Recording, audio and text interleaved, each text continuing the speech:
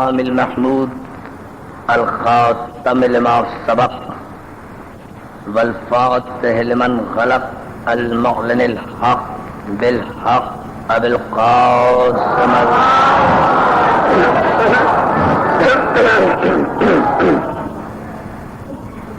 وآلہ الطیبین الطاہرین المعصومین المنتجبین المظلومین ولعنۃ اللہ علی اعدائہم اجمعین من یومنا ھذا الی یوم الدین.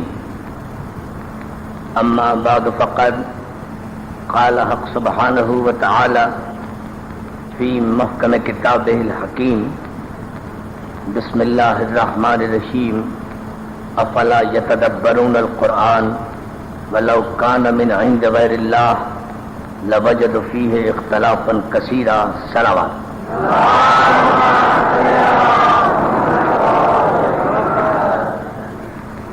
حاضرین گرامی قدر، عزاداران چہلم شہدائے کربلا، ہمارے نوجوانوں کی عظیم فعال تنظیم آل محمد کے زیر اہتمام سرکار تشریف لائیے. صلوات بھیجے محمد والے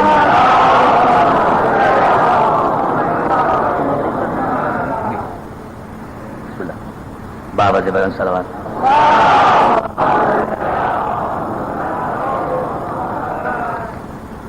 ہماری عظیم فعال اور متحرک تنظیم آل محمد کے زیر اہتمام یہ سالانہ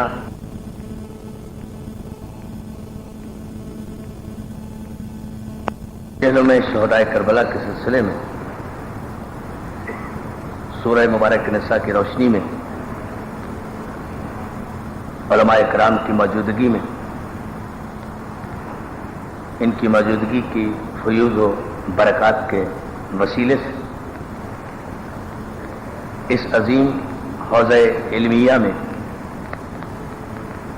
جو سرکار حجت بن الحسن لنگر کون و مقام سرکار ولی اعصر مولائے دو جہاں امام مہدی علیہ السلام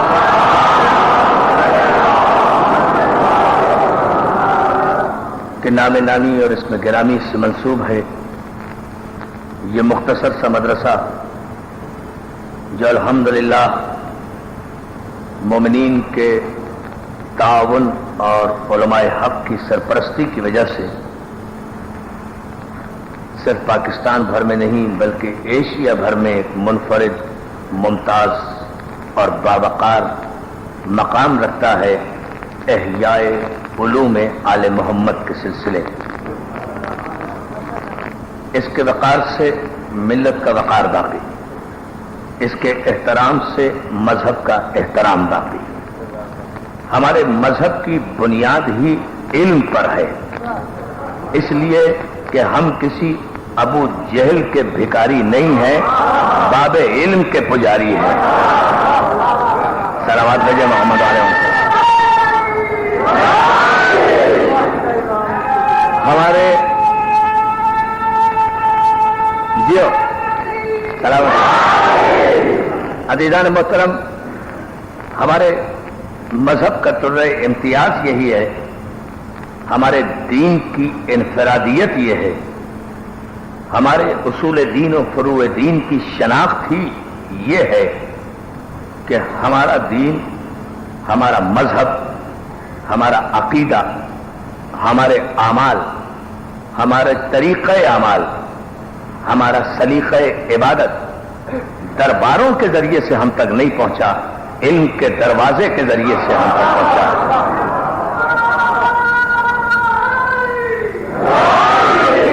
اور علم اس حقیقت کو کہتے ہیں، بڑی توجہ، علم اس حقیقت کو کہتے ہیں جسے موت نہیں آتی. بڑی توجہ، بڑی توجہ، بڑی توجہ، بڑی توجہ. علم اس حقیقت کو کہتے ہیں جسے موت نہیں آتی.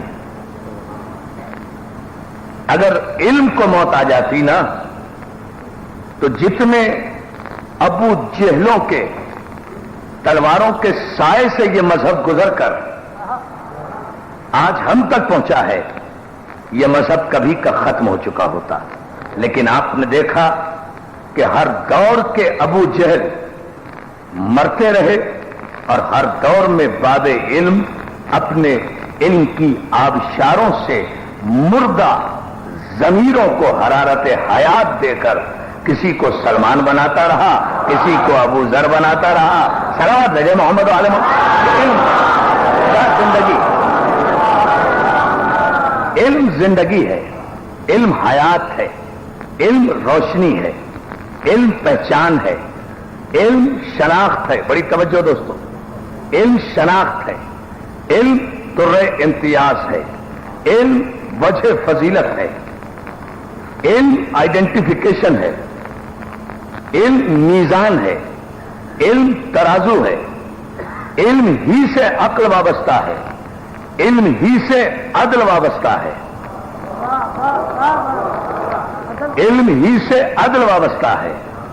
عدل کا نام ہی دین ہے، اور دین اگر مجسم ہو تو حسین ہے، ایمان اگر مکمل ہو تو علی ہے۔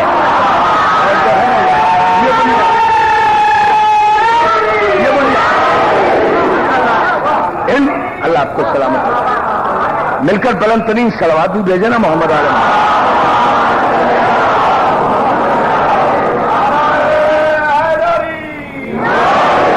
اور عزیزان محترم، آثار چکے پڑھے لکھے نوجوان یہاں تشریف رکھتے ہیں اور میرے بزرگان ملت بھی ہیں یہاں موجود۔ جو باتیں آج کی مجلس میں مجھے عرض کرنا ہے بصرف ادب آپ کی خدمت، وہ یہ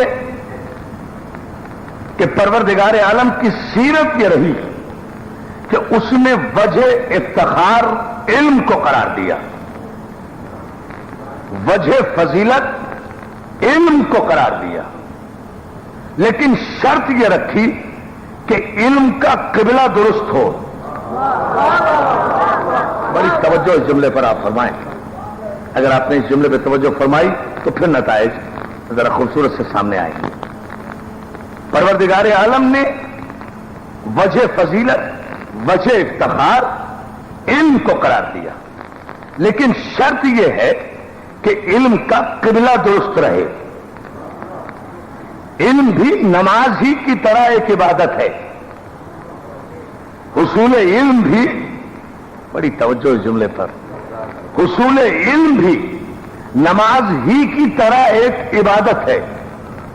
اور آپ نماز کے سارے ارکان ادا کریں، میں قبلہ و کعبہ کی موجودگی میں عرض کر رہا ہوں، سارے ارکان نماز ادا کر لیں، وضو بھی صحیح طریقے سے کر لیں، نیت بھی صحیح طریقے سے کر لیں، کھڑے بھی ہو جائیں، سورہ حمد کی تلاوت بھی کر لیں، قیام بھی کر لیں، قعود بھی کر لیں، سجدہ بھی کر لیں، ہر رکن عبادت آپ ادا کر لیں، اور پھر آپ کو یہ پتا چلے کہ ساری نماز تو آپ نے پڑھ لی، لیکن نماز کے لیے جس قبلے کے رخ کا تعین تھا، ایک لمحے کے لیے آپ اس قبلے سے ادھر تھے، نماز قبلے سے ہٹی ہوئی تھی تو ساری نماز باطل ہو جائے گی۔ تو عزیزان محترم، اگر ایک لمحے کے لیے بھی نماز اپنے قبلے یعنی اپنے مرکز سے ہٹ جائے تو ساری ادائیگی کے باوجود بھی وہ نماز باطل ہو جاتی ہے۔ تو علم کا قبلہ بھی خانہ کعبہ نہیں ہے، علم کا قبلہ علی ہے۔ اگر ایک لمحے کے لیے بھی علم اپنے دروازے علی سے ہٹ جائے تو وہ سارا علم باطل ہو کر ابو جہل کا علم بنے گا، ایمان کا علم نہیں بنے گا۔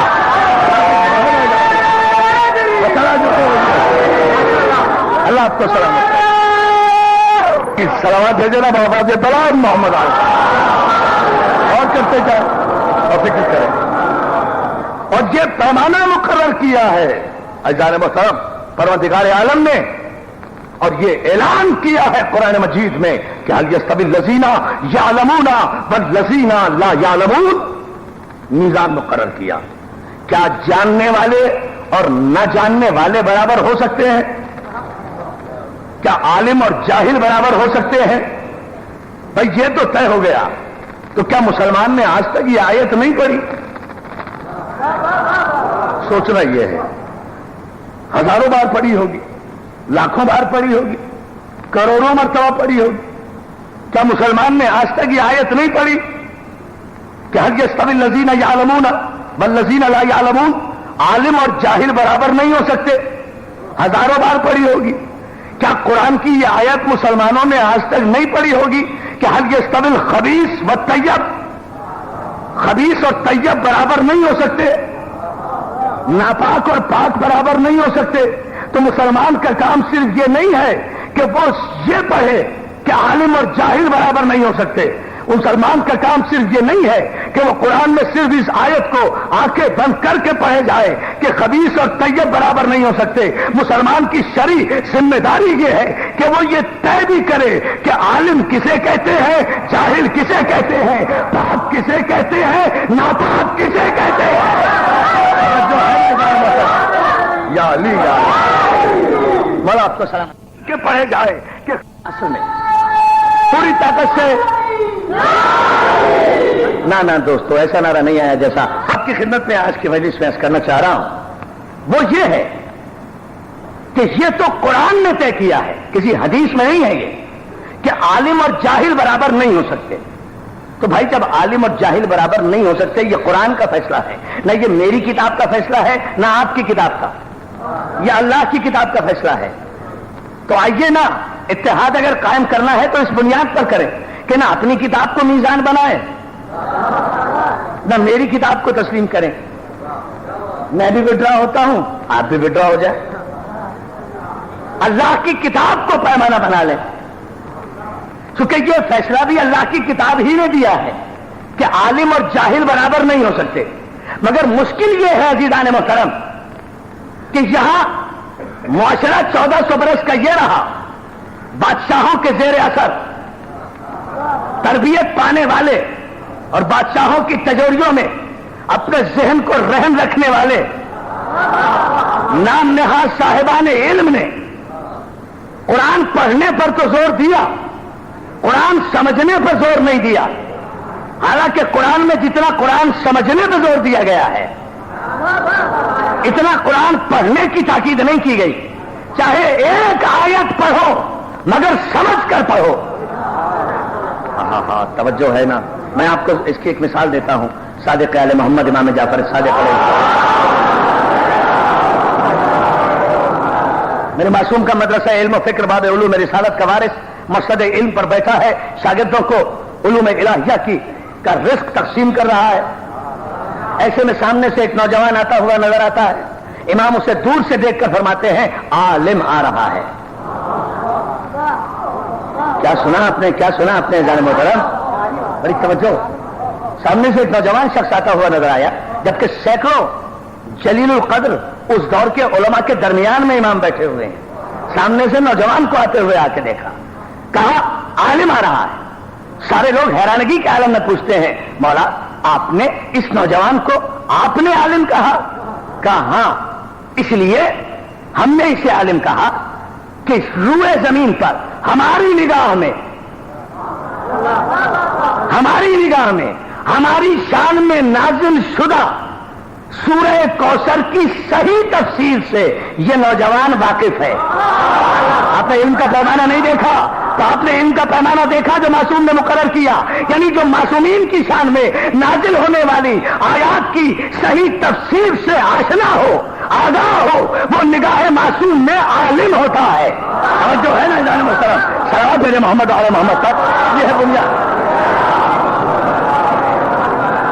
لیکن یہاں 1400 برس کا المیہ یہ ہے، بڑے سکون سے اور بڑے خوبصورت انداز سے جیسے کہ آپ سماعت فرما رہے ہیں، ایک نتیجے تک پہنچنے کے لیے آپ کی خدمت میں کچھ عرض کروں گا.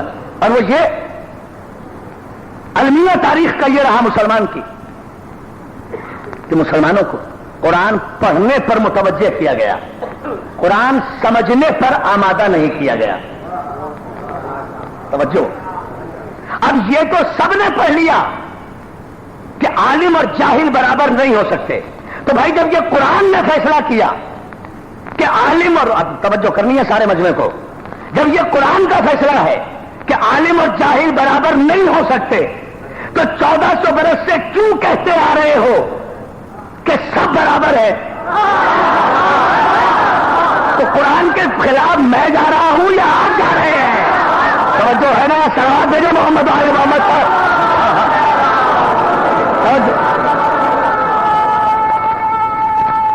سلامت رہو پوری طاقت سے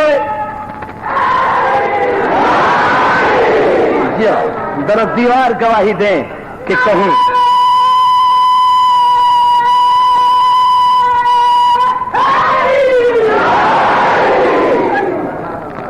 یہ تو قرآن کا فیصلہ ہے نا بھائی کہ عالم اور جاہل برابر نہیں ہو سکتے.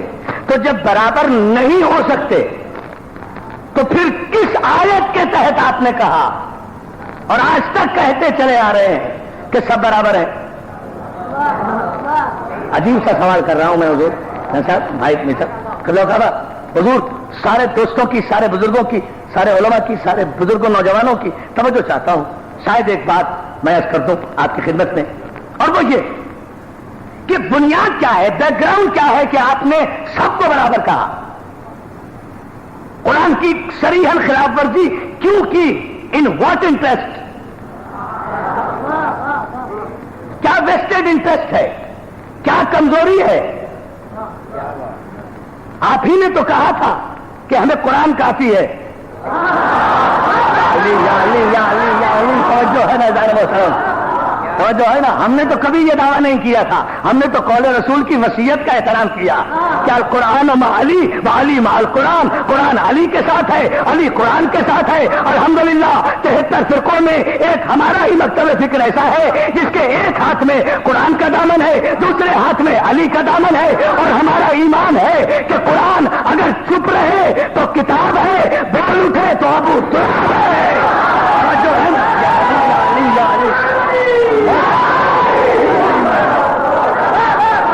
ہم نے تو کبھی نہیں کہا.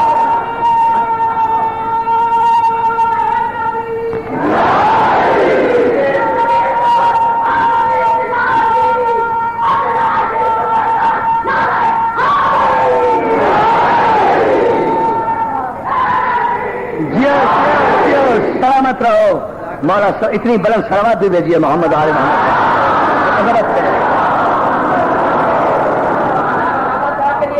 مولا آپ کو سلامت رکھے، مولا آپ سب کو سلامت رکھے، مولا سارے مومنین کو سلامت رکھے، سارے عزاداران حسین کو سلامت رکھے، ساری مومنات کو سلامت رکھے. ہمارے علماء حق کا سایہ ہمارے سروں پر سلامت رکھے، ہمارے مراجع اعظام کا سایہ ہمارے سروں پر سلامت رکھے، ہمارے علماء کا سایہ ہمارے سروں پر، ہمارے ذاکرین کا سایہ، ہمارے عزاداروں کا سایہ، ہمارے ماتمداروں کا سایہ. توجہ سلام ہے محمد علی محمد.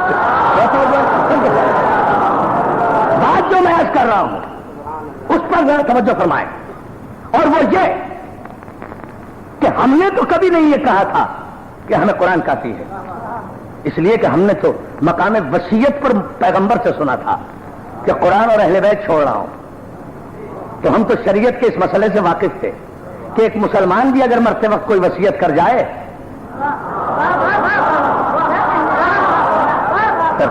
ایک عام مسلمان بھی مرتے وقت اگر کوئی وصیت کر جائے تو سننے والے پر اور پسماندگان پر اور وارثوں پر واجب ہو جاتا ہے کہ اس کی وصیت کو پورا کریں. تو یہ تو خاتم النبیین نے مقام وصیت پر کہا تھا کہ انی تارک فیکم الثقلین، میں تمہارے درمیان دو چیزیں چھوڑ رہا ہوں، ایک کتاب، ایک اپنی عطرت. کمال ہے صاحب، جو فرمان رسالت کی ان کی زندگی میں توہین کر دے وہ تو مسلمان، اور جو وصیت پیغمبر کو آج تک کلیجے سے لگائے ہوئے قرآن و اہل بیت کا دامن تھامے ہوئے ہیں وہ کافر. جو ہے نا یہ معیار ہے، یہ میزان ہے. بلند وصیت کے مقام پر پیغمبر اسلام نے بڑا سب کو سلامت رکھے. تو دوستو کیا پیمانہ مقرر کیا؟ آپ نے خود کہا تھا کہ قرآن کافی، ہم نے نہیں کہا تھا. تو اسی پر قائم رہتے. پھر کس بنیاد پر یہ کہا گیا کہ سب برابر ہیں جب قرآن کہہ رہا ہے کہ عالم اور جاہل برابر نہیں ہو سکتے؟ قرآن تو یہ کہہ رہا ہے، آپ کہہ رہے ہیں کہ نہیں سب برابر ہیں. یا تو سب کو عالم ثابت کرو،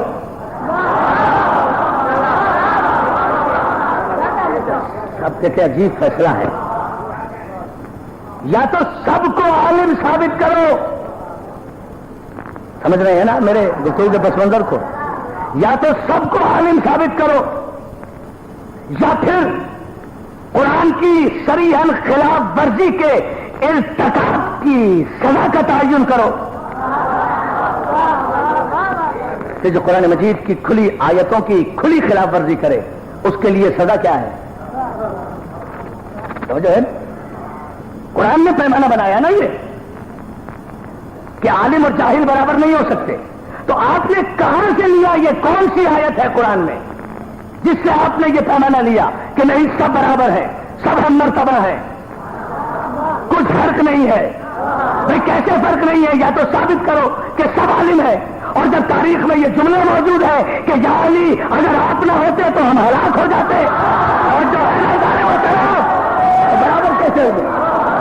یا علی یا علی یا علی تاریخوں میں موجود ہے. علی اگر تم نہ ہوتے تو ہم ہلاک ہو جاتے. تو چلو اتنا تو دنیا کے بڑوں نے بھی تسلیم کیا نا کہ علی ہلاکت سے بچاتا ہے، علی زندگی دیتا ہے، علی زندگی دیتا ہے، علی زندگی دیتا ہے، علی زندگی دیتا ہے، یہ جانتے ہوئے بھی کہ یہ دل سے میرا نہیں ہے. اب غور ہی نہیں فرما رہے جملے پر. یہ جانتے ہوئے بھی کہ یہ دل سے میرا نہیں ہے، علی اسے بھی زندگی دیتا ہے. تو علی جب اپنے دشمن کو بھی زندگی دیتا ہے تو ہم علی کے دوست نہ صحیح اس کے غلاموں کے غلام تو ہیں. اور جو ہے نا علی علی علی علی اتنی بلند سلوات بھیجے محمد علیہ.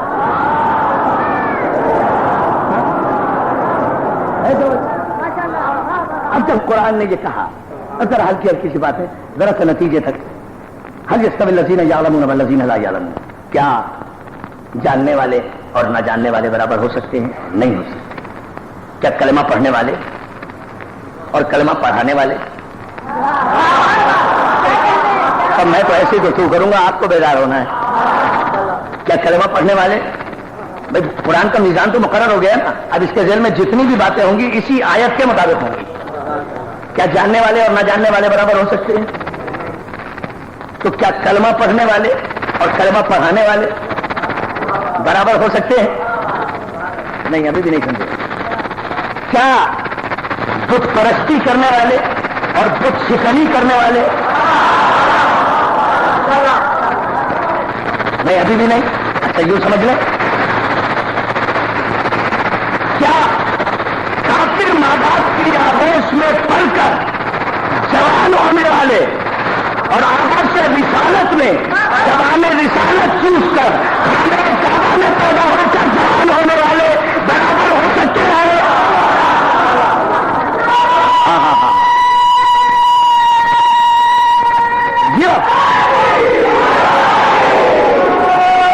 کیا ہلاک ہونے والے اور ہلاکت سے بچانے والے برابر ہو سکتے ہیں؟ کیا مسئلہ پوچھنے والے اور مسئلہ بتانے والے؟ علم کہتے کسے ہیں؟ رسول شہر علم ہے. بڑی توجہ دوستو، رسول ہے شہر علم، اور اس شہر علم کو ایسے سر سلامت لے جائے محمد علیہ مولا آپ کو سلامت رکھے، مولا صحت دے، تندرستی دے. سلامت لیجیے بابا جب نہیں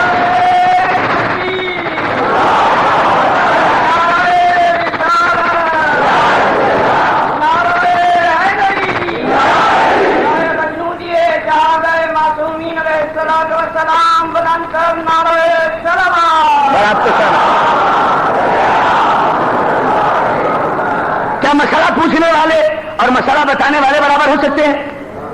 کیا ہلاک ہونے والے اور ہلاکت سے بچانے والے؟ کیا خاک کے ذرے اور ابو تراب یا علی یا علی؟ نہیں، آپ نے غور نہیں کیا جملے پر.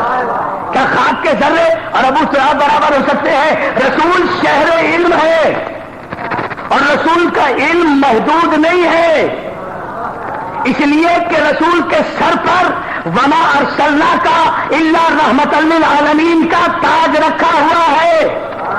تو عالمین کے لیے رسول رحمت اسی وقت ہوں گے جب عالمین نگاہ رسالت میں اس طرح سے ہو جیسے میرے ہاتھ کی انگلیاں میری آنکھوں کے سامنے ہیں. اب ان 18,000 عالموں میں سے دنیا نے یہی ابھی تک ڈسکور کیا ہے نا، 18,000 عالم. یہ 18,000 عالم ملے تو عالمین بنتا ہے. ان عالمین کے لیے رحمت ہے رسول. تو ابھی تو یہ ساری انسانیت مل کر ایک عالم بھی صحیح طریقے سے دریافت نہیں کر سکی، جو ہے نا، اور وہ آیا ہے عالمین کے لیے رحمت بن کر۔ اگر ان عالمین میں رہنے والی 18,000 عالموں میں رہنے والی کسی بھی قسم، نسل، شکل، ہیبت، حیت، جنس، نوع کی مخلوق کا علم ہی اسے نہیں ہے رسول کو، تو وہ ان کے لیے رحمت کیسے؟ توجہ ہے نا؟ معلوم ہوا 18,000 عالموں میں جس قسم کی بھی مخلوق ہے، جو بھی زبان بولتی ہے، یا علی توجہ پائے، جو بھی زبان بولتی ہے، جس قسم کی بھی شکل و صورت رکھتی ہے، جس قسم کی بھی اس کی ضروریات ہیں، جس قسم کی بھی اس کی زحمتیں ہیں، ان کے لیے رسول اسی وقت تو رحمت ہوں گے جب وہ ساری مخلوق اس کے سامنے آئینے کی طرح ہو۔ تو تسلیم کرنا پڑے گا کہ تمہاری نگاہوں سے تو ابھی ایک عالم بھی پوشیدہ ہے، میرے رسول کی نگاہوں کے سامنے عالمین اپنی مخلوق سمیت حاضر ہے۔ بڑی توجہ، تم تو عالمین کی مخلوق کا ابھی نام بھی نہیں جانتے، رسول عالمین کی مخلوق کا زبان بھی جانتا ہے، ان کی وجہ خلقت بھی جانتا ہے، اور آئے ہیں آپ عالمین کے لیے رحمت بن کر۔ نہ تو بنی اسرائیل کے انبیاء کی طرح بنی اسرائیل کی بکھری ہوئی بھیڑوں کو جمع کرنے رسول آیا، نہ اپنے قبیلے کے لیے آیا، نہ اپنی قوم کے لیے آیا، یہ تو عالمین کے لیے رسول بن کر آیا۔ وہ رب العالمین ہے، یہ رحمت للعالمین ہے، تو جو کچھ اس کی نگاہوں میں ہے وہ اس کی نگاہوں میں ہونا چاہیے، جو اس کے اختیار میں ہے یہ اس کے اختیار میں ہونا چاہیے۔ فرق صرف اتنا ہے کہ اس کے اختیار میں ذاتی ہے، رسول کو اس نے عطا کیا ہے، اور جو ہے نا، یا علی، اللہ اکبر، اللہ اکبر، صلوات بھیجنا محمد والے محمد کا، اور یہ اختیار کیا؟ آئیے ساتھ میں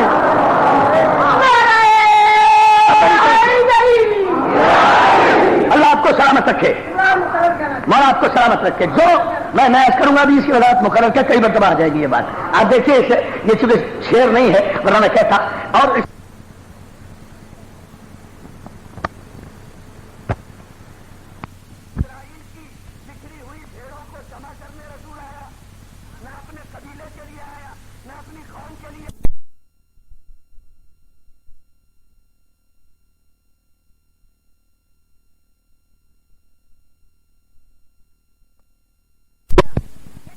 میں قرآن سے دلیل دے رہا ہوں، وہ سب کچھ اس رسول کی نگاہوں میں ہے۔ ابھی میں رسول تک ہی ہوں، یہ آسمانوں پر جا کے اپنا لگائیں گے جب میں نتیجہ دوں گا انشاءاللہ۔ توجہ ہے نا؟ اور آپ کو سلامت رکھے۔ جو کچھ اس کی نگاہوں میں ہے نا، وہ سب کچھ رسول کی نگاہوں میں ہے، اس لیے کہ وہ رب العالمین ہے، یہ رحمت للعالمین ہے۔ عالمین کا رب وہ اسی لیے تو ہے نا کہ عالمین کا پروردگار ہے، ان سب کو پال رہا ہے۔ عالمین میں جتنی قسم کی بھی مخلوقات ہیں، زمین میں تحت الثری تک، آسمان میں صدر المنتہا تک، جو کچھ بھی ہے وہ سب کا سب۔ اور اس کی دلیل چاہتے ہو؟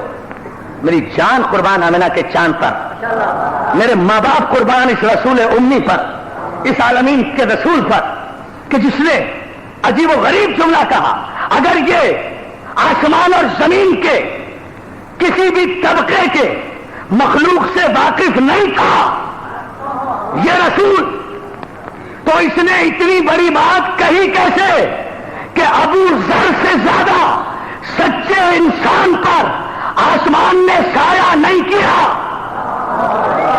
ابو ذر صحابی رسول ہے نا، صحابی رسول ہے نا، صحابی رسول ہے نا، توجہ توجہ، ابو ذر سے زیادہ سچے انسان پر آسمان نے سایہ نہیں کیا۔ تو پورے آسمان اور زمین کی مخلوق کو دیکھ کر رسول نے فیصلہ کیا ہوگا نا، یہ کسی خطیب کی خطابت تو نہیں ہے، یہ اس نبی کی نبوت کا حکمت میں ڈوبا ہوا جملہ ہے جو علم کا خزینہ ہے اور دانائی کا مدینہ ہے۔ توجہ ہے نا جان محترم؟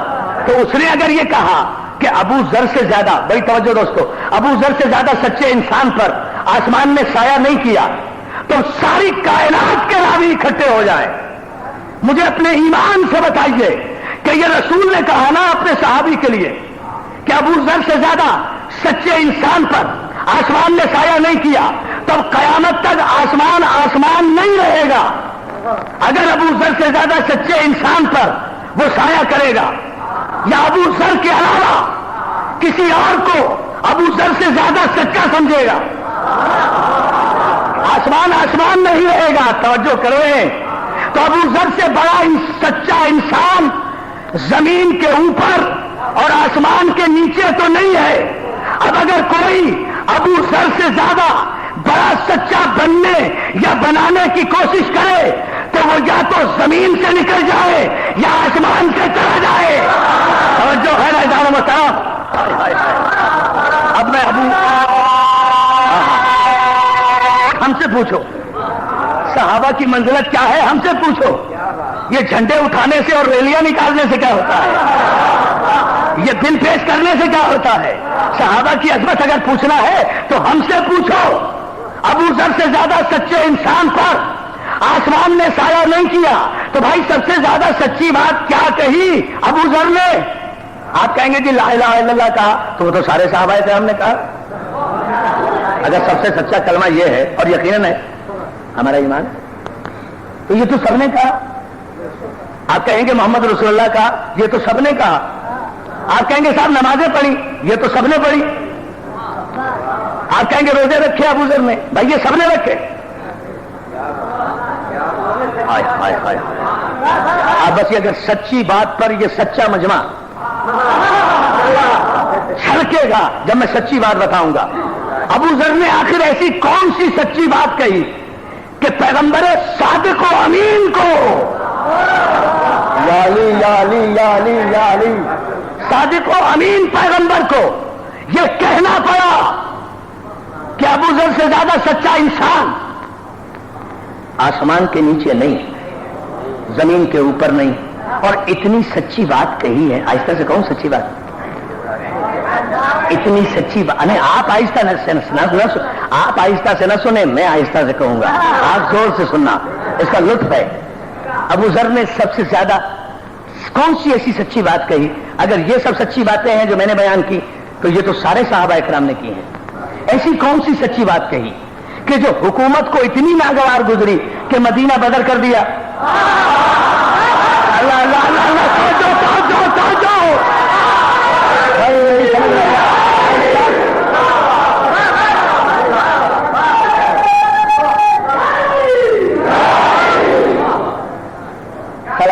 سلامات بھیجتے ہیں آپ ہمیں.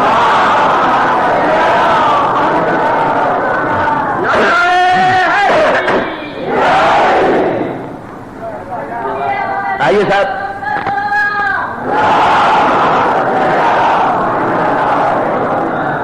ابو ذر نے کوئی کہی واقعی بڑی سچی بات ہے کہ حاکم نے مدینہ بدر کر دیا ابو ذر کو, اتنے بڑے سچے انسان کو. اب یہ حماقت ہمارے مذہب میں نہیں ہے کہ ہم قرآن کے خلاف جائیں. دونوں تو سچے نہیں ہو سکتے, یا تو مدینہ بدر کرنے والا سچا ہے یا مدینہ بدر ہونے والا سچا ہے.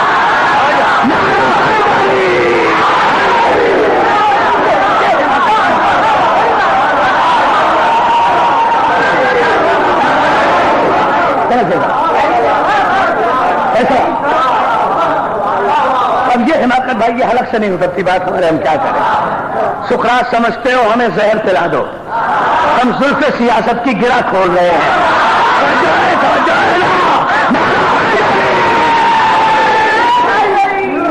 نہیں نہ وہ آخری نعرہ آئے گا تاریخ کی. دونوں ہاتھ بلند کر کے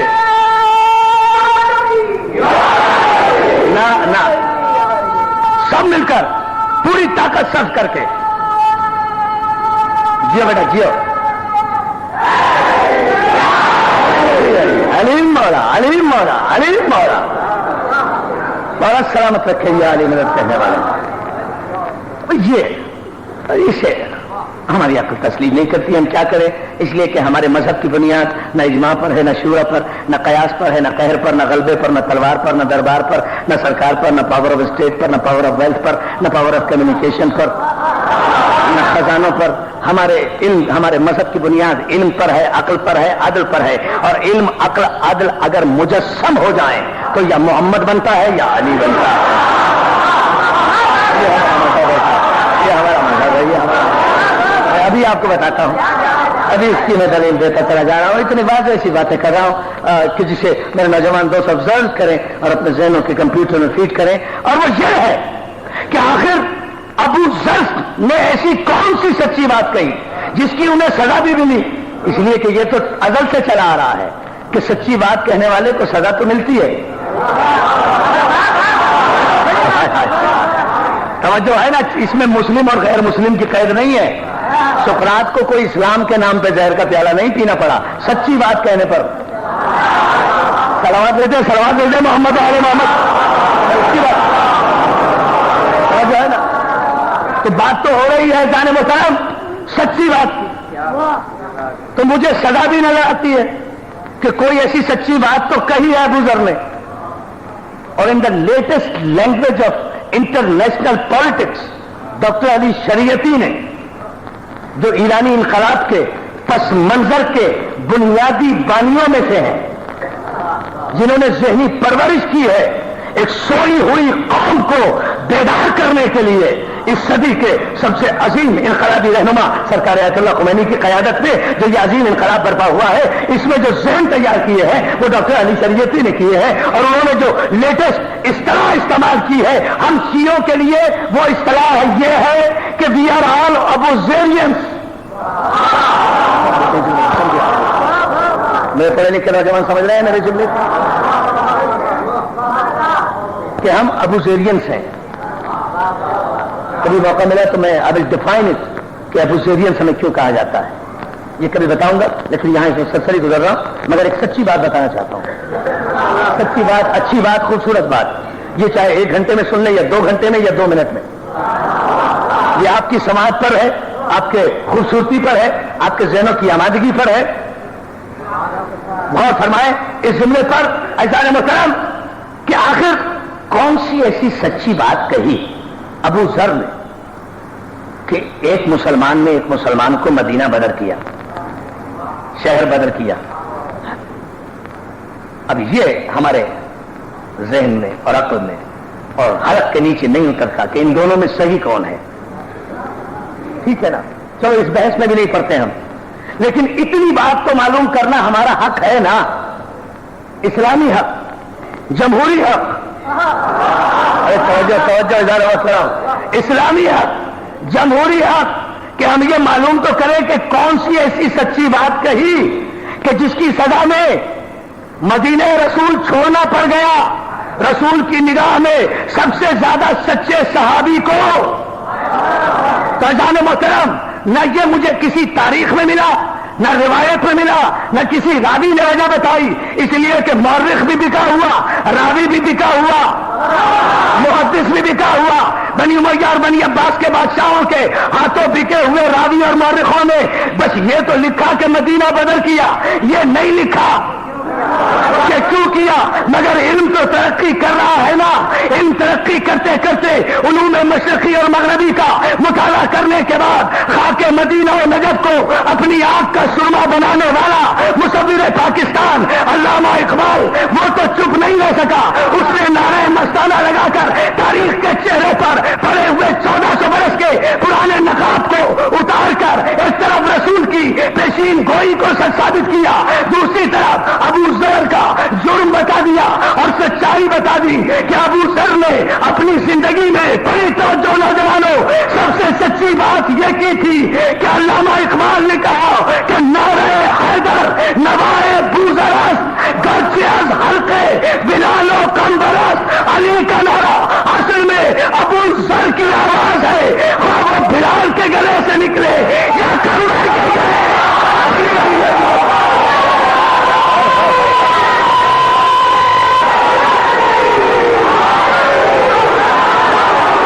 میرے بھائی نے لگائے نعرہ تکبیر، نعرہ رسالت، نعرہ حیدری. یہ تینوں نعرے کسی مذہب یا فرقے کے نعرے نہیں ہیں، یہ قرآن کے نعرے ہیں، یہ شریعت کے نعرے ہیں. شریعت کے جو بھی قرآن پڑھا ہوا ہے وہ یہ تینوں نعرے لگائے گا. صرف 3 ہی نعرے ہیں قرآن اور شریعت کے مطابق. اللہ کی کبریائی کا اعلان، نبی کی نبوت کا اعلان، علی کی ولایت کا اعلان، اس لیے کہ قرآن نے اعلان کیا انما ولیکم اللہ ورسولہ والذین آمنوا الذین یقیمون الصلاۃ ویؤتون الزکاۃ وهم راکعون۔ اللہ تمہارا ولی، اس کا رسول تمہارا ولی، اور وہ ولی جو حالت رکوع میں زکات دیتا ہے تو اللہ ولی، رسول ولی، علی ولی، تو اللہ ولی نعرہ تکبیر، اس کا رسول ولی نعرہ رسالت، جو حالت رکوع میں زکات دیتا ہے نعرہ حیدری۔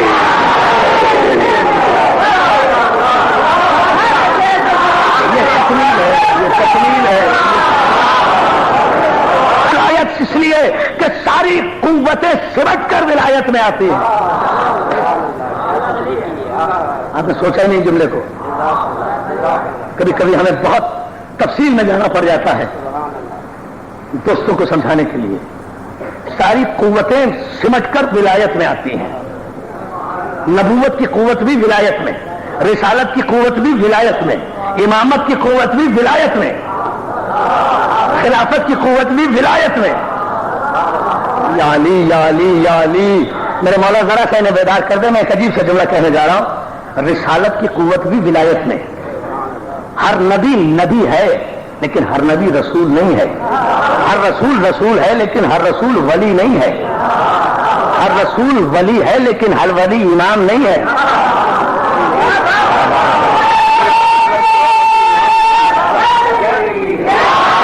ہے نا، لیکن ایک ولایت ایسا منصب ہے بھائی، پورے جہاں تک میری نگاہ جا رہی ہے، تا حد نظر مولا سلامت رکھے، چشم بد سے محفوظ رکھے، دشمنان عزاداری حسین کے شر سے محفوظ رکھے، اس سارے مجمع کو مولا، ان ماتمداران حسین کو مولا آپ سب کو سلامت رکھے، سوائے غم حسین کے کوئی غم نہ دے۔ میں ہزاروں دعائیں دیا کرتا ہوں ممبر سے۔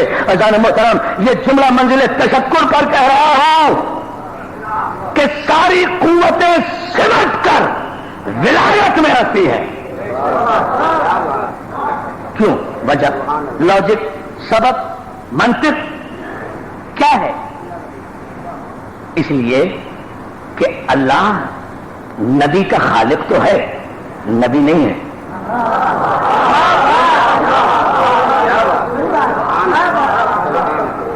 اللہ انی جاعل فی الارض خلیفہ بنانے والا تو ہے لیکن خود خلیفہ نہیں ہے۔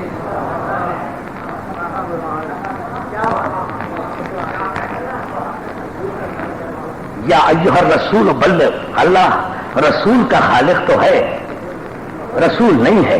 انی جاعلک للناس اماما، ہم نے تمہیں ناس کا امام مقرر کیا ابراہیم، چونکہ تم امتحان میں کامیاب ہوئے ہو۔ امام بنانے والا تو ہے، پورا مجمع متوجہ، لیکن خود امام نہیں ہے۔ مگر ولایت ایسا منصب ہے کہ جسے پروردگار نے اپنے بندوں کو عطا کرنے سے پہلے اپنے لیے بھی پسند فرمایا۔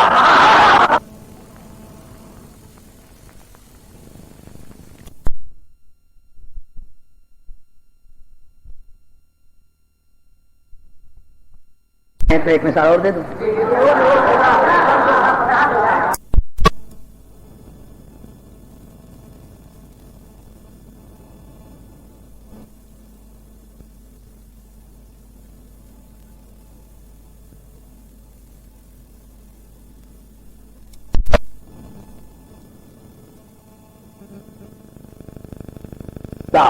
اللہ تمہارا ولی ہے، تو اب کوئی بھی نبوت، کوئی خلافت، کوئی امامت، کوئی رسالت کی ایسی صفت باقی نہیں جو ولایت میں نہ ہو، اس لیے کہ اللہ ولی ہے۔ اگر نبوت، رسالت اور امامت میں کوئی صفت ولایت سے زیادہ ہے تو پھر اللہ ولی ہے، وہ اللہ سے بڑھ جائے گا، جو اللہ سے بڑھ جائے گا تو اللہ کی کبریائی سے نکل جائے گا۔ محمد عالم، اب دیکھیں، اب میں اس کا آپ کو اس کی دلیل دے رہا ہوں دوستوں۔ تو اللہ ولی ہے، اس کا رسول ولی ہے، آیت ایک ہے، اور وہ حالت رکوع میں جو زکات دیتا ہے وہ ولی ہے۔ میں نے تو علی کا نام لے دیا، کسی اور نے زکات دی ہو تو وہ اپنا امیدوار پیش کر دے۔ لیکن 1400 برس ہو گئے، آج تک تو نہ کوئی آیت آئی نہ ولایت ملی، کوئی دوسرا نام آیا ہی نہیں، انپورن آ رہا ہے نا، میرا مقابلہ آ رہا ہے، بڑی توجہ اس جملے پر۔ اب میں صرف اس جملے پر آپ کی توجہ چاہتا ہوں جان محترم، اللہ بھی ولی، رسول بھی ولی، علی بھی ولی، تو ولایت کا اعلان ہے، اقتدار کی تقسیم نہیں ہے۔ کوئی ہے جو سمجھ رہا ہے اس جملے کو؟ اختیارات کا تفاوت نہیں ہے، دلیل سے کہہ رہا ہوں، اختیارات کی تخصیص نہیں ہے۔ یہ نہیں ہے کہ اللہ یہ کر سکتا ہے، رسول یہ کر سکتا ہے، علی یہ کر سکتا ہے۔ اب تو سمجھ گئے نا؟ اب فیصلہ میں دے رہا ہوں، اب فیصلہ میں دے رہا ہوں۔ اب وہی آپ کی بات آپ دہروانا چاہتے تھے، میں اب آیت سے اس کو پیش کر رہا ہوں۔ اس کی تخصیص کوئی بتا دے، اللہ یہ کر سکتا ہے، رسول یہ نہیں کر سکتا، رسول یہ کر سکتا ہے، علی کے اختیار میں اتنا ہے، اتنا نہیں ہے، ایسا تو کوئی اعلان نہیں ہے۔ اللہ بھی ولی ہے، رسول بھی ولی ہے، علی بھی ولی ہے۔ اس عظیم حوضہ علمیہ میں علی کے منبر سے عرفان حضرات دی بڑے اعتماد کے ساتھ علماء کے علم کے تقدس کی قسم کھا کر اعلان کر رہا ہے کہ اختیارات کی کوئی تخصیص نہیں ہے، اس لیے کہ سارے اختیارات سمٹ کر ولایت میں آ گئے ہیں۔ اللہ بھی ولی، رسول بھی ولی، علی بھی ولی۔ توجہ رکھنا، جب تک میرا جملہ مکمل نہ ہو، نعرہ نہ آئے۔ اللہ بھی ولی، رسول بھی ولی، علی بھی ولی۔ جو اللہ کر سکتا ہے وہی رسول کر سکتا ہے، جو رسول کر سکتا ہے وہی علی کر سکتا ہے۔ کوئی فرق نہیں ہے، فرق صرف اتنا ہے کہ اللہ کی ولایت ذاتی ہے، رسول اور علی کو اس نے اپنے فضل سے عطا کی ہے، اور جو ہے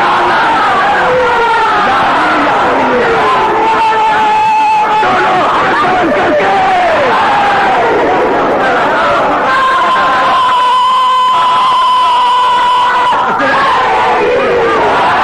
دوست ویسا اگر اور سمجھنا چاہیں تو ایک مثال اور دے دوں کہ بالکل کلیئر ہو جائے بات۔ there should not be any confusion in any way from any corner، کسی بھی کارنر سے کوئی بات میں کنفیوژن نہ آئے، کیونکہ دعویٰ بہت بڑا کیا ہے نا؟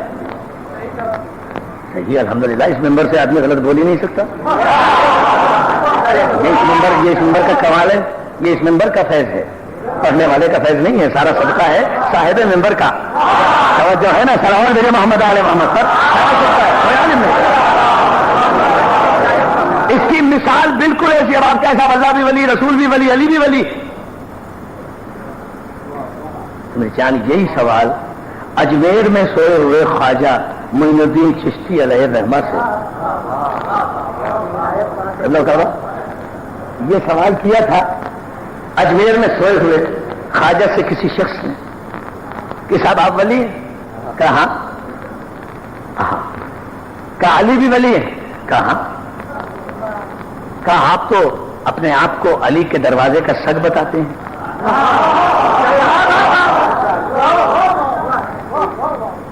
کہا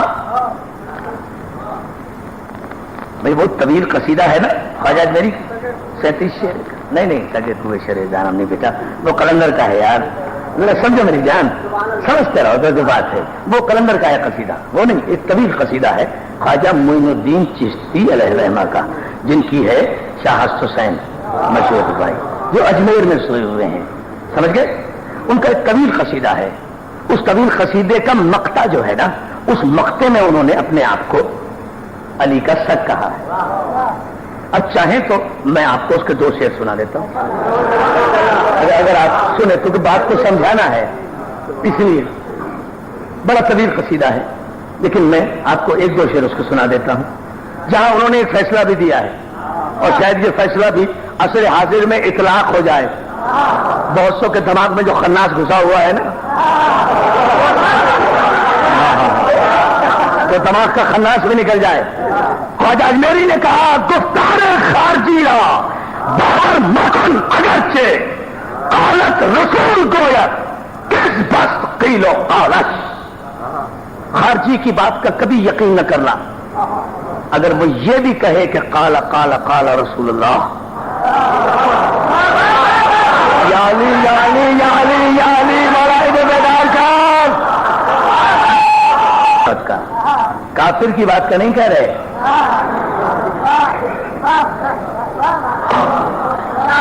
مشرک کی بات کی نہیں کہہ رہے, خارجی اسے کہتے ہیں جو دین میں آنے کے بعد نکل جائے, بدقسمتی سے نکل جائے. دین میں آنا خوش قسمتی, دین سے نکلنا بدقسمتی. اس لیے یہ شہادت گئے الفت میں قدم رکھنا ہے. لوگ آسان سمجھتے ہیں مسلمان ہونا, یہ بڑی دو دھاری تلوار ہے میری جان. اس میں آنے کا ایک راستہ ہے, جانے کے 1000 راستے ہیں. آدمی سلپ میں کیچ ہو جاتا ہے اور اسے پتہ بھی نہیں چلتا کہ کب وہ اسلام سے نکل کے کافر ہو گیا. اسے پتہ بھی نہیں چلتا, خود کافر ہو گیا, ساری دنیا کو کافر کافر کافر کہتا پھرتا ہے.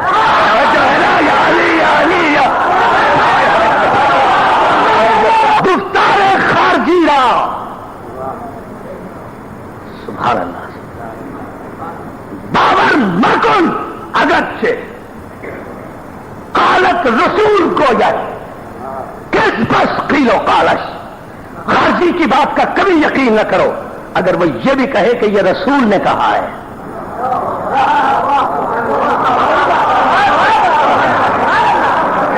یہ وہ خواجہ اجمیری ہیں جنہوں نے علی کی غلامی کی وجہ سے 12 لاکھ غیر مسلموں کو مسلمان کیا ہے بغیر تلوار چلائے.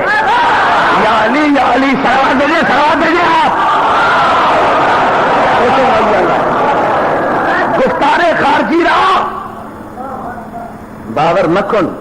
سارا مجمع تیار ہو جائے, پوری گرمی کو بھول جائیں آپ, سرگرمی ہو رہے ولایت علی کی, اور نتیجہ لے جابر منتظر کی تاریخ کا, اس تاریخی مجلس کا شاندار نتیجہ. قالت رسول کو کس بس قیل و قالش. اگر وہ یہ بھی کہے کہ یہ رسول اللہ نے فرمایا ہے تو خارجی کی بات کا یقین نہ کرنا. خواجہ اجمیری سارا جھگڑا تو اسی بات کا ہے کہ یہاں تو کوئی اپنے آپ کو خارجی ماننے کو تیار ہی نہیں, سارے اپنے آپ کو مسلمان مان رہے ہیں. چلتے چلتے یہ بھی طے کر جاؤ خارجی کہتے کسے ہیں. بہت توجہ سمجھنا آپ کو ہے, میں صرف ترجمہ بھی نہیں کروں گا, آپ سمجھ جائیں گے. دوسرے ہی مصرے میں خواجہ اجمیری نے کہا خارجی کی تعریف یہ ہے اس کی بات کا یقین نہ کرنا اگر وہ کوئی رسول کی حدیث بھی پیش کرے. خواجہ اجمیری خارجی کسے کہتے ہیں کہ تو خواجہ نے کہا آؤ کہ غیر حیدر باشد امام الرہبر سارت خیال باطل باطل قوت خیالت. خارجی اسے کہتے ہیں جس کا علی کے علاوہ کوئی امام ہو.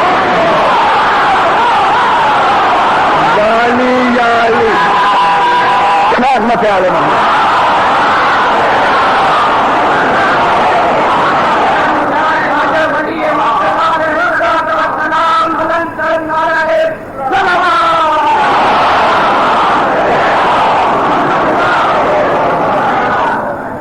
گفتار خارجی باور مکو نہ گچھے. قالت رسول گویا کہ اس بس قیل و قالش. جھوٹ بولتا ہے خارجی, جھوٹ بولتا ہے. مگر کالا کالا رسول اللہ بھی کہے نا مت یقین کرنا اسی بھی کا. خارجی اسے کہتے ہیں جس کا علی کے علاوہ کوئی اور امام ہو, جو علی کے علاوہ کسی کو امام اور رہبر مانے وہ خارجی ہے. اور اس کے بعد طویل قصیدہ ہے, میں چھوڑ رہا ہوں دامن وقت کی گنجائش کی کمی کے پیش نگاہ. مقطع سنا رہا ہوں جہاں سے جملہ سمجھانا تھا ولایت کا وہ سنا رہا ہوں. یہ 37 شعر کا طویل قصیدہ کہنے کے بعد خواجہ معین الدین چشتی علیہ الرحمہ کہتے ہیں شاہ غریب و غمگین یعنی معین مسکین کم تر سگے ڈرے تو سب گن نظر بہاؤ. اے میرے بادشاہ میرے مولا علی, میں غریب میں غمگین میں معین. معین الدین نام تھا نا شاہ, غریب و غمگین یعنی معین مسکین. شاہ میں غریب میں غمگین میں معین میں مسکین کم تر سگے ڈرے تو سب کا نظر بحالت. میں تیرے در کے کتے سے زیادہ کم تر ہوں, مجھ سے نظر عنایت کر کے مجھے ولی بنا دے. مجھ پہ نظر عنایت کر کے, اب غور ہی نہیں کیا, نظر عنایت کر مجھے ولی بنا دے. اے رحمت للعالمین کی رحمت سے ناجائز فائدہ اٹھا کر آئینے میں اپنی شکل دیکھے بغیر پیغمبر کو اپنے جیسا کہنے والے تاریخ کے بدنسل انسانوں، اگر اپنی ماں کے بیٹے ہو تو کبھی یہ کہہ کے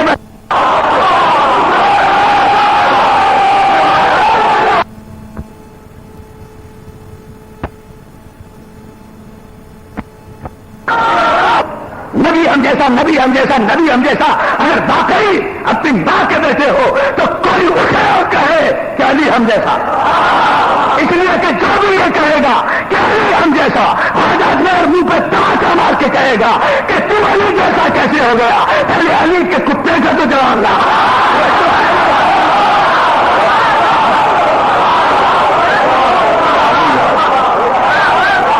اگر یہ کہے گا کہ علی ہم جیسا تو سہن میں سویا ہوا کلندر کہے گا حیدریم کلندرم مستم بندے مرتضی علی حسن۔ خدا کے بندو، میں علی کا بندہ ہوں۔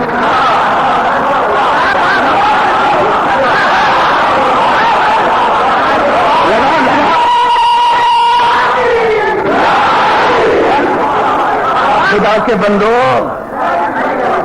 خدا کے بندوں میں علی کا بندہ ہوں۔ جاؤ جاؤ سرمن جاؤ، وہاں لکھو نا کافر کافر، وہ جو اپنے آپ کو علی کا بندہ کہہ رہا ہے، وہ جو میں نہیں کہہ رہا، وہ جو اپنے آپ کو علی کا بندہ کہہ رہا ہے، سرگرو ہے تمام رنگانم کے سگے کوئے شیر گردانم۔ کوئی بھی کہے گا کہ علی ہم جیسا، کلندر کا تماچا پڑے گا۔ کوئی بھی کہے گا کہ علی ہم جیسا، نظام الدین اولیاء دلی سے چلا کر کہے گا اقبال کا مرشد، علامہ اقبال کا مرشد، علامہ اقبال، وہ علامہ اقبال جسے مصور پاکستان کہتے ہو، جسے گارڈ آف آنر پیش کرتے ہو، جسے پاک فوج سلامی دیتی ہے، جس نے ابھی 14 اگست کو گارڈ کی تبدیلی کا مظاہرہ دیکھو گے، پھولوں کی چادریں چڑھاؤ گے، وہ علامہ اقبال جب لندن جاتے ہوئے دلی ٹھہرے تو لندن جاتے ہوئے اعلیٰ تعلیم کے لیے نظام الدین اولیاء کے مزار پر حاضری دے کر جالی پکڑ کے کہا تھا علامہ اقبال نے کہ کرم کرم کہ غریب الدیار ہے اقبال، مرید شاہ نجف ہے، غلام ہے تیرا۔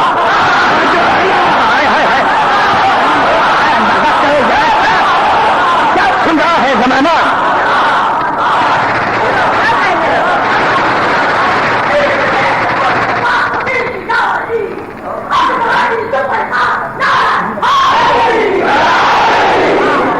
جو ہے نا دوستو، بڑا سلامت رکھے، بڑا سلامت رکھے آپ کو۔ ذرا سا غور فرمانے، دامن وقت میں گنجائش بڑی کم رہ گئی اور مجھے ظاہر ہے کہ اذان کے وقت سے پہلے مجھے ختم کرنا ہے، اس سے ذرا سی توجہ میں آپ کی چاہوں گا۔ کرو گے؟ ہاں نہیں پھر تو بہت میں نہیں بول رہا تھا۔ ہاں ہاں نہیں، مجھے وہ جلدی میں مولانا بتا گئے 6:45 میں گھبرا گیا۔ اچھا آواز دیجیے نا محمد علیہ محمد۔ کرم کرم، وہ علامہ اقبال کہہ رہے ہیں کرم کرم کہ غریب الدیار ہے اقبال، مرید شاہ نجف ہے، غلام ہے تیرا، مرید ہے علی کا۔ جس کی مراد علی ہو اسی کو تو اقبال ملتا ہے۔ توجہ ہے نا؟ سارا دے دے، سارا دے دے۔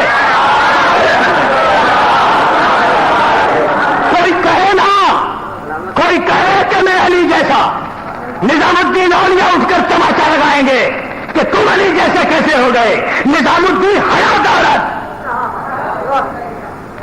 نظام الدین حیات دارت کہ گویت بن گئے شام، ولیکن قمبر اورا کمینہ جدا باشا ہے۔ نظام الدین کو شرم آتی ہے یہ بھی کہتے ہوئے کہ میں علی کا غلام ہوں، ہاں میں علی کے قمبر کا ایک کمینہ فقیر ہوں۔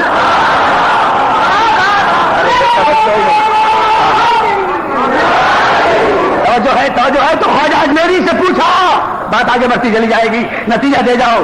خواجہ اجمیری سے پوچھا آپ بھی ولی؟ کہا ہاں ہم ولی۔ علی؟ کہا علی بھی ولی۔ کہ پھر آپ اپنے آپ کو سگے کوئے علی بھی کہتے ہیں؟ کہاں کہتے ہیں۔ کہ یہ کون سی عقل مندی کی بات ہوئی؟ آپ بھی ولی علی بھی ولی، کیا فرق ہوا؟ کہ تو کیا کام کرتا ہے؟ کہا میں فارمر ہوں، کسان ہوں۔ تیری زمین اپنی ہے؟ کہا نہیں۔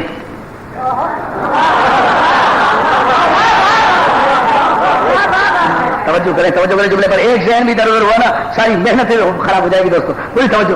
زمین تیری اپنی ہے کہاں نہیں. کاشت کرتا ہوں زمین, پانی دیتا ہوں, ہل چلاتا ہوں, بیج دیتا ہوں, فصل تیار ہوتی ہے, کٹتی ہے, چھانٹتا ہوں, گندم کے ڈھیر لگا دیتا ہوں. کہ پھر کیا ہوتا ہے؟ کہ پھر مالک آتا ہے, ساری گندم اٹھا کر لے جاتا ہے, میرے حصے کی مجھے دے جاتا ہے جتنی میں نے محنت کی ہوئی ہے. کہا کہ پھر وہ مالک اس گندم کو کیا کرتا ہے؟ کہا وہ کھاتا ہے. کہا تو کیا کرتا ہے؟ کہا میں بھی کھاتا ہوں. کہا مالک بھی کھاتا ہے وہی گندم, تو بھی کھاتا ہے وہی گندم, تو کیا تم دونوں میں کوئی فرق نہیں ہے؟ کہا فرق ہے, مالک کی اپنی ذاتی گندم ہے, مجھے اس کی عطا کی ہوئی ہے. کہا کہ پھر علی بھی ولی ہے, ہم بھی ولی ہیں, مگر ہماری اور علی کی ولایت میں یہی فرق ہے, علی کی ذاتی ولایت ہے, ہمیں بھیک میں دی ہے.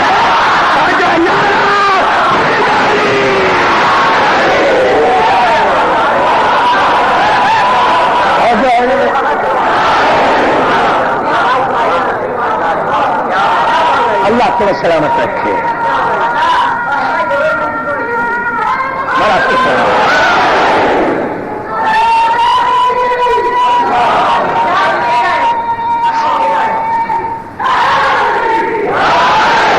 سلامت رکھے گا. علی مدد کہنے والوں کو اتنی ہی بلند سلامت بھیجی عظمت ہے. آئے والے محمد صاحب توجہ ہے نا دوستوں. تو جو میں آپ کی خدمت پیش کرنے جا رہا ہوں اسے ذرا سا ذہن میں رکھیں. آپ نے دیکھا اللہ بھی ولی, اس کا رسول بھی ولی اور علی بھی ولی. اختیارات اور اقتدار میں فرق نہیں ہے, فرق صرف یہ ہے کہ اس کی ولایت ذاتی ہے اور محمد اور علی کو اس نے عطا کی ہے. تو ہم سے کیوں لڑ رہے ہو؟ اس سے لڑو جس نے علی کو ولی بنایا. کوئی ہم نے بنایا؟ ہماری تو شرافت ایمانی یہ ہے کہ اسے جس نے بنا دیا اسے ہم نے مان لیا, اور جسے ہم نے مان لیا اس میں ہمارے حسب نسب کی شرافت ہے کہ پھر ہم نے اس میں کبھی شک نہیں کیا. اور جو ہے محمد آئے اور جو ہے مولا آپ کو سلامت رکھے. کتنے وقار کے ساتھ, کتنے عزم کے ساتھ آپ اس منزل سے گزر رہے ہیں. تو جان محترم, میزان بناؤ قرآن کو, پیمانہ بناؤ قرآن کو, نہ اپنی کتاب کی بات نہ میری کتاب کی بات, قرآن کو میزان بناؤ. قرآن نے کہا کہ خبیث اور طیب برابر نہیں ہو سکتے, مگر مشکل یہ ہے کہ کوئی اپنے آپ کو خبیث ماننے کو تیار نہیں ہے, حالانکہ جلوس نکالتے پھر رہے ہیں.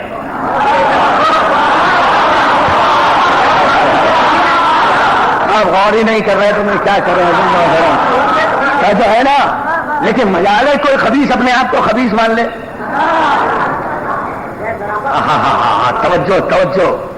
قرآن نے تو بتا دیا نا کہ خبیث اور طیب برابر نہیں ہو سکتے, تو پیمانہ تو اپنی جگہ رہے گا نا, کوئی اپنے آپ کو مانے یا نہ مانے. لیکن صاحبان عقل کے لیے تو ضرورت ہے نا کہ وہ تدبر کرے قرآن میں. افلا یتدبرون القرآن, تمہیں کیا ہو گیا ہے؟ تم قرآن میں تدبر کیوں نہیں کرتے, تفکر کیوں نہیں کرتے, تعقل کیوں نہیں کرتے؟ تو قرآن میں اگر کوئی بات خلاف عقل ہوتی تو قرآن کبھی عقل کی دعوت نہ دیتا, خلاف فکر ہوتی تو کبھی تدبر کی دعوت نہ دیتا. تو معلوم یہ ہوا کہ قرآن کی ہر آیت عین عقل ہے, اسی لیے بے وقوفوں کی سمجھ میں نہیں آتی.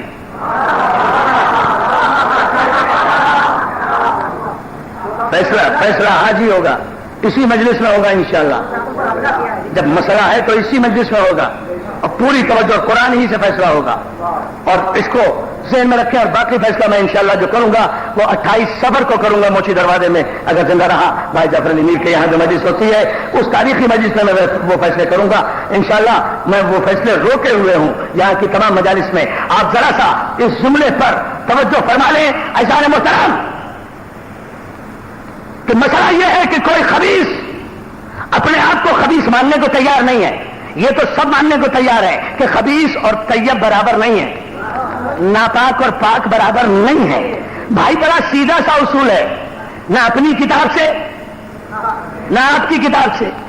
جس کتاب نے حکم دیا ہے نا کہ خبیث اور طیب برابر نہیں ہے, میں تو اسی کتاب سے پوچھوں گا, اے اللہ کی مقدس ترین محکم ترین مستند ترین کتاب کو بتا کہ خبیث کون ہے طیب کون ہے؟ تو قرآن اپنا طرز استدلال بتائے گا کہ پہلے مجھے سمجھنے کے ڈیکورم سے آگاہ ہو، پہلے مجھے پڑھنے کا سلیقہ سیکھو، پہلے میری تلاوت کے آداب جانو، میرے پڑھنے کا، سمجھنے کا، تفکر کا، تدبر کا، تعقل کا، تبحر کا۔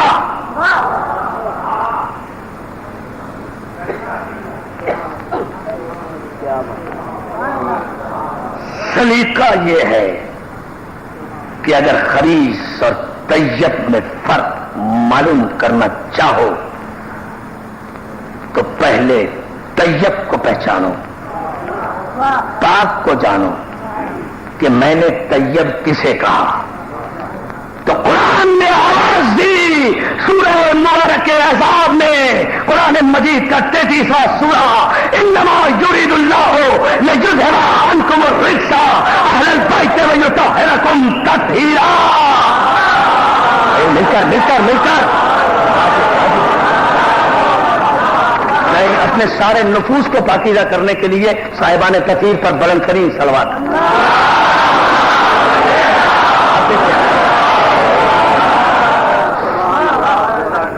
نہیں دوستو، جب اس معیار پر آپ ہیں سماعت کی، معجزاتی معیار پر، تو پھر فیصلہ یہ قرآن سے دے رہے ہیں۔ اللہ نے طے کیا اے اہل بیت رسول کہ آپ سے ہر قسم کے رجس کو دور رکھے، ہر قسم کی نجاست کو دور رکھے۔ جو رجس ہے وہ نجس ہے، جو نجس ہے وہ خبث ہے، جو خبث ہے وہ خبیث ہے۔ اور یہ اللہ نے طے کیا ہے کہ ہر قسم کے خبیث کو پنجتن پاک کے دروازے سے، اہل بیت کے دروازے سے، در بطول سے، چاہے کوئی خبیث ہو، کسی دور کا خبیث ہو، کسی صدی کا خبیث ہو، کسی موڑ کا خبیث ہو، کسی رخ کا خبیث ہو، جو بھی رجس ہوگا، جو بھی نجاست ہوگی، وہ در اہل بیت پر نہیں آئے گی۔ تو پیمانہ تو آج بھی بطول کی گہری بنا ہوا ہے، جو بطول کے دروازے پر ادب کے ساتھ سر جھکائے ہوئے ہے وہ طیب ہے، اور جو بطول کے دروازے سے کل بھی بے ادب تھا اور آج بھی دور ہے وہ خبیث ہے۔ جو خبیث ہے، جو خبیث ہے وہ آل محمد سے دور ہے۔ تو اگر یہ طے کرنا چاہو تو آیت نے بتا دیا جو آل محمد کے دروازے سے دور ہے وہ نجاست ہے، اور یہ رسول نے سمجھا دیا کہ یا علی لا یحبک الا طاہر الولادہ ولا یبغضک الا خبیث الولادہ۔ علی تجھ سے محبت وہ رکھے گا جس کی ولادت میں طہارت ہوگی، اور تجھ سے عداوت وہ رکھے گا جس کی ولادت میں خباثت ہوگی۔ علی علی علی علی علی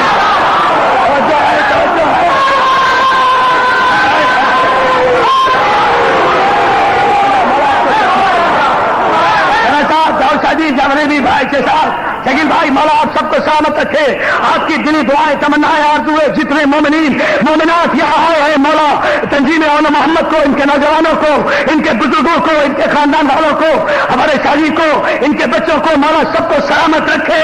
آل محمد کے صدقے میں جو تمنائیں آرزویں لے کر آئے ہو، آج شب چہلم کے صدقے میں مولا تمہاری دعائیں پوری کرے، عظمت آل محمد پر بلند ترین سلام۔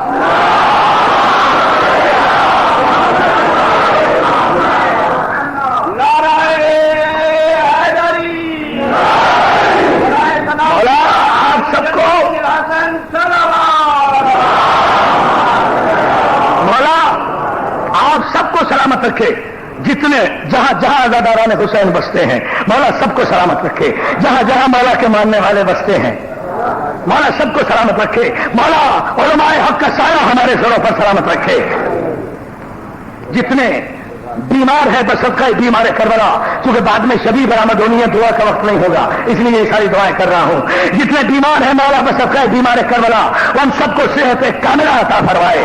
پالنے والے جتنے ہمارے بے گناہ قیدی ہیں عزاداران حسین، جنہیں بے جرم و خطا حکومت پنجاب نے ظلم کرتے ہوئے مختلف ہیلوں بہانوں سے قید و بند کی صحبتوں میں مبتلا کر کے یزیدی کردار ادا کیا ہوا ہے، اور ہمارے جوان سید سجاد کی سنت ادا کرتے ہوئے قید و بند کی صحبتیں برداشت کر رہے ہیں، مولا انہیں سجاد کی اسیری کی صدقے میں رہائی عطا فرما۔ توجہ ہے ناظران محترم، ہمارے جن بے گناہوں پر، جن بے گناہ نوجوانوں پر الزامات عائد کیے گئے ہیں، بہتان لگائے گئے ہیں جھوٹے، ان سب جھوٹوں کو ناکام اور نامراد فرما، اور اللہ تعالیٰ نے سید الشہداء کو اسنا عشری 12 امام 14 معصومین کے ماننے والے نوجوانوں کو پالنے والے سرخرو کر آزادی عطا فرما، رہائی عطا فرما۔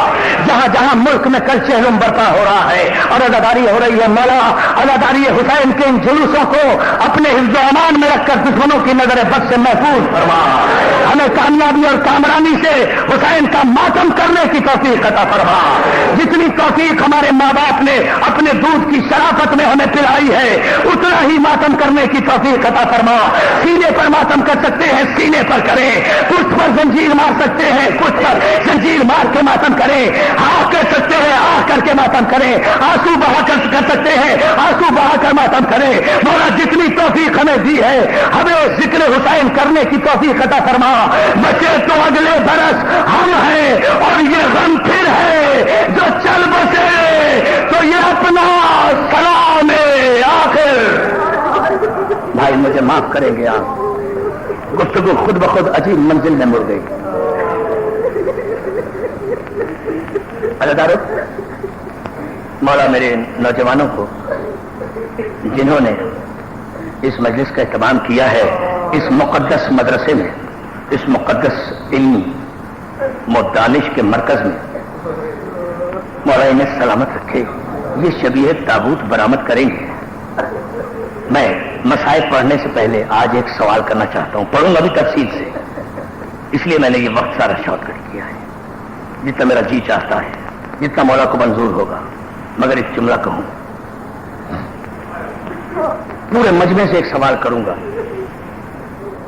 میری مائیں بہنیں بھی یہاں آئی ہوں تو ان سے بھی سوال کروں گا، اور پورے مجمع سے بھی سوال کروں گا۔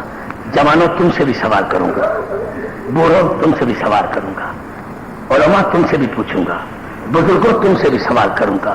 تم نے کوئی غریب سے غریب آدمی بھی دیکھا ہے جس کا چہلم اس کے مرنے کے 1 سال بعد قید سے رہا ہو کر جوان بیٹا کربلا میں آ کر کرے؟ بس مجھے اتنا بتا دیں۔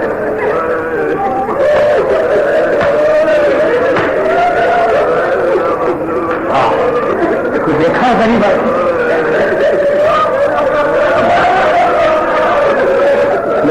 آپ تو رو پڑے، میں نے تو سوال کیا تھا، کوئی دیکھا ہے تم نے غریب سے غریب انسان مجمع میں اٹھے اور بتائے ہاں میں اپنے باپ کا 1 برس کا چیلم کرنے کے قابل نہیں تھا؟ مجھے یقین ہے کوئی نہیں اٹھے گا اس بھرے مجمع میں، اتنا غریب کوئی نہیں ہوگا۔ آج 1 برس کے بعد حسین کا 24 برس کا جوان بیٹا اور حسین کی 2 بہنیں زینب و کلثوم 1 سال کی قید نبھا کر بھائی کا چہلم کرنے کربلا آ رہی ہے۔ میں مسائل پڑھنے سے پہلے پھر ایک جملہ کہنا چاہتا ہوں ان اہل علم کے مجمع میں، اور وہ یہ، اللہ تمہیں کبھی کربلا کا چہلم نصیب کرے۔ اللہ کرے جو زیارات کے متمنی ہو، مولا انہیں زیارات نصیب کرے۔ خدا کرے ساری دنیا سے آج بھی اس گئے گزرے ملعون حکومت میں، اس گئی گزری ملعون حکومت میں بھی جو بغداد میں ہے، آج بھی ساری دنیا سے حسین کے زوار اس چہلم کی مخصوصی پر کھنچ کر جاتے ہیں، حسین کا چہلم کرنے۔ سرکار ناصر الملت کے نواسے، عظیم ادیب اور کتب خانے ناصریہ لکھنؤ کے محتمم اعلیٰ اور عظیم ادیب صاحب قلم ضیاء الحسن موسوی مرحوم یہ جملہ لکھتے ہیں کہ ساری دنیا سے شب چہلم میں حسین کے عزادار کھینچ کھینچ کر کربلا آتے ہیں اور اس طرح آتے ہیں کہ سر برہنا پاؤں برہنا واہ غریبا آستینوں کے بٹن کھلے ہوئے سر میں خاک پڑی ہوئی مشرق سے مغرب سے شمال سے جنوب سے چاروں طرف سے قافلے آتے ہیں حسین کو سلام کرنے کے لیے۔ ضیاء الحسن موسوی مرحوم نے جنگ اخبار میں مضمون لکھا تھا چہلم کے موقع پر کہ جب یہ قافلے حدود کربلا میں داخل ہوتے ہیں تو میں ایک مرتبہ منادی منارے روضہ عباس سے ندا دیتا ہے، اے حسین کے زواروں، اے حسین کے زائروں، تمہیں حسین کا بھائی عباس سلام کہتا ہے۔ کیا سنا ہے وعدہ ڈالو اور میرا غازی مولا اتنا کرم، ہم گناہگاروں پر آواز آتی ہے حسین کے زائروں، تمہیں حسین کا بھائی عباس خوش آمدید کہتا ہے۔ اور اگر کوئی صاحب دل کمزور دل ہو اس مجمع سے تو وہ اٹھ جائے، اس لیے کہ اگلا جملہ میں وہ کہہ رہا ہوں کہ جو صاحب دل مومن برداشت نہیں کر سکے گا، اس کے بعد جب قافلے کربلا کی زمین میں قدم رکھتے ہیں عزاداروں کے تو ایک آواز آتی ہے حسین کے زواروں ذرا سنبھل کر کربلا کی زمین میں احترام سے قدم رکھنا، اللہ جانے فاطمہ کا خون کہاں پڑا ہو، اللہ جانے اکبر نے برکی کہاں کھائی ہو، اللہ جانے قاسم کی لاش کے ٹکڑے ٹھہرو بیٹا ٹھہرو، بڑے اطمینان سے لانا، کوئی جلدی نہیں ہے، بالکل ٹھہرو بیٹا، بہت پڑھنا ہے ابھی، ادھر دیکھو میری طرف، قیامت آئے گی ابھی تو۔ ہاں بابا میرے بزرگ میں پھر کہہ رہا ہوں مولا آپ کو سلامت رکھے، یہ جملہ ہی اتنا قیامت کا تھا، میں نے کہا تھا نا کسی سے برداشت نہیں ہوگا۔ اس کے بعد آواز آتی ہے حسین کے زواروں، اے حسین کے ظاہروں، احترام سے سرزمین کربلا میں قدم رکھنا، اللہ جانے فاطمہ زہرا کا خون کہاں کہاں پڑا ہو، اکبر کہاں گرا ہو، قاسم کہاں گرا ہو، اصغر کی قبر کہاں بنائی ہوگی، آنا محمد لڑتے لڑتے کہاں تک گئے ہوں گے۔ مولا تمہیں سلامت رکھے، روتے رہو اسی طرح، بڑے اطمینان سے مجھے بھی پڑھنا ہے، مجھے کربلا میں آمد دکھانا ہے، پھر تابوت برآمد ہوگا۔ عزاداروں میں سارے مسائل چھوڑ رہا ہوں، تنگی وقت کے سبب زندان شام سے اور رہائی ہوئی قافلہ روانہ ہونے لگا تو ایک مرتبہ جناب فضا دوڑی دوڑی آئی، آ کر کہتی ہے بیٹا سجاد قید خانے میں قبر سکینہ سے رونے کی آواز ہے، تو کیا سن رہے عزاداروں؟ بھائی اب ماتم کرو، اب ماتم کرنا۔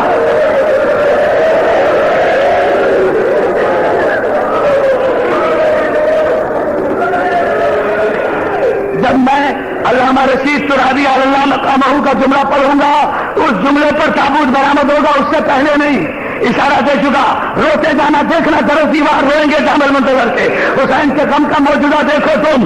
عزاداروں آواز آ رہی ہے قبر سکینہ سے رونے کی، سجاد نے اونٹوں کی مہار چھوڑی، دوڑے دوڑے دوبارہ قید خانے میں گئے، بہن کی قبر پہ جا کر گھٹنے ٹیک کر بیٹھ گئے، 3 مرتبہ کہا سکینہ، کوئی آواز نہیں آئی۔ اور چھوٹی چھوٹی بہنوں والے بھائیوں، اللہ تمہاری بہنوں کو سلامت رکھے، اور چھوٹی چھوٹی بہنوں والے بھائیوں، اللہ تمہاری بہنوں کو سلامت رکھے میرے بھائیوں۔ دوسری مرتبہ سکینہ کا بھائی کہتا ہے سکینہ، قبر سکینہ سے کوئی آواز نہیں آئی۔ تیسری مرتبہ سجاد نے کہا سکینہ آواز دے، غریب بھائی بلا رہا ہے۔ اب جو غریب کہا نا قبر سکینہ سے آواز آئی، بھیا اپنے آپ کو غریب کہہ رہا ہے، ارے جو وطن جائے لوٹ کر وہ غریب نہیں ہوا کرتے، غریب تو وہ ہوتے ہیں جو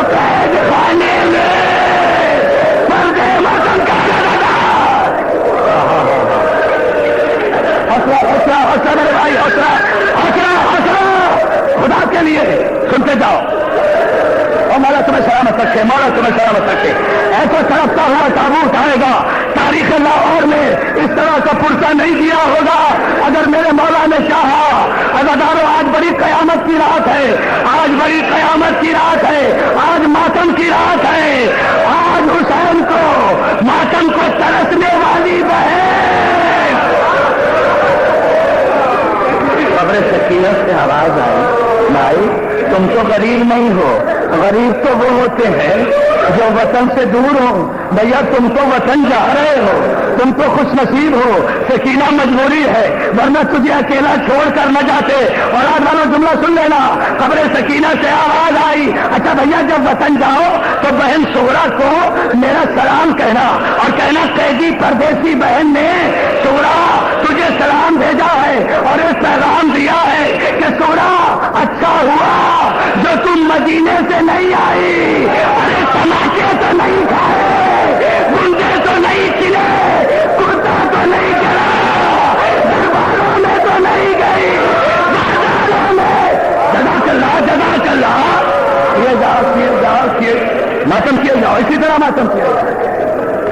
مولا تمہیں کوئی غم نہ دے، جزاکم اللہ، اجرکم اللہ، اللہ آپ کو کوئی غم نہ دے سوائے غم حسین سے۔ عزادارو، قافلہ روانہ ہوا، میں نے چھوڑ دیے سارے مسائل۔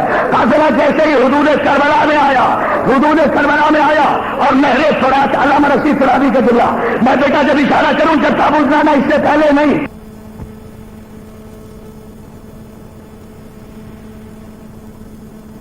کرنے سے پہلے مولا کا تابوت لے آنا۔ عزادارو جملہ سنو، جب زینب کا قافلہ سجاد کی مہاری میں کربلا میں وارد ہوا اور نہر فرات سے گزرا تو قبر عباس اور قبر حسین کی مجاوری رسول کا نابینا صحابی جابر ابن عبداللہ انصاری کر رہے تھے۔ اونٹوں کی گھنٹیوں کی آواز سنائی دی، عباس کی قبر سے جابر اٹھے اور اونٹوں کی طرف، قافلے کی طرف رخ کر کے کہا، قافلے والوں ادب کرو، سواریوں سے نیچے اتر آؤ، تمہیں نہیں پتا یہ عباس کی جاگیر ہے۔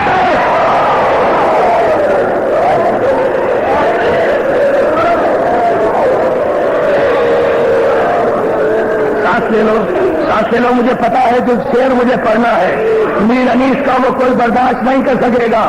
اے اونٹ قافلے والوں، اونٹوں سے نیچے اتر آؤ، یہ عباس کی جاگیر ہے، یہاں سواری پہ چڑھ کر آنا منع ہے۔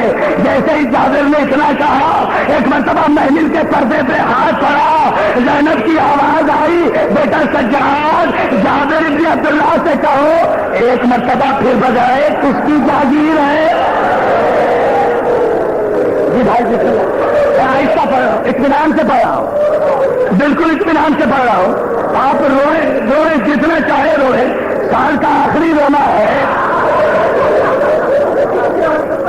ہاں کوئی جلدی نہیں ہے، کوئی جلدی نہیں ہے، مجھے مسائل میں کوئی جلدی نہیں۔ آپ سن لو، زینب نے پوچھا سجاد جابر سے کہو ایک مرتبہ پھر کہے کس کی جاگیر ہے۔ جابر نے کہا یہ عباس کی جاگیر ہے۔ سید سجاد سے زینب کہتے بیٹا میرے اونٹ کو بٹھا دے، اونٹ بٹھایا گیا، زینب محمل سے اتری قبر عباس کی طرف، یہ کہتی ہوئی بڑی اور میرے جاگیردار، میں تیری جاگیر کے قربان عباس، اب مجھے پیدل چلنا آ گیا۔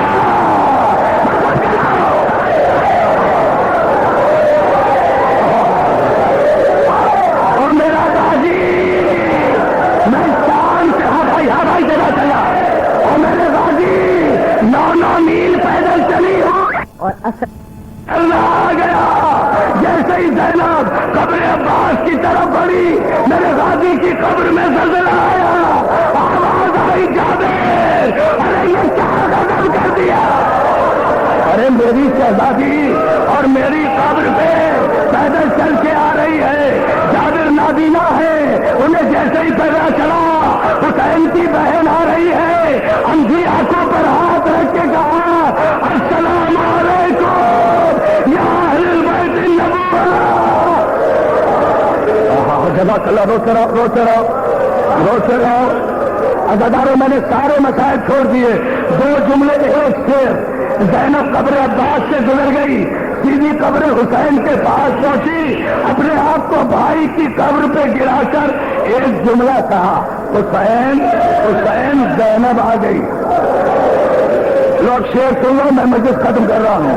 حسین زینب آ گئی، بازاروں سے ہو آئی، درباروں سے ہو آئی، زندانوں سے ہو آئی، پتھر کھائے، تازیانے کھائے، رسن بچتا رہی، مگر حسین تیرے نام کا پرچم یزید کے دارالحکومت میں بلند کر کے آئی ہوں حسین، مگر پھر بھی بہن، تمہیں سن لینا، بہن تجھ سے معافی چاہتی ہے۔ قبر حسین سے آواز آئی، زینب کیسی معافی؟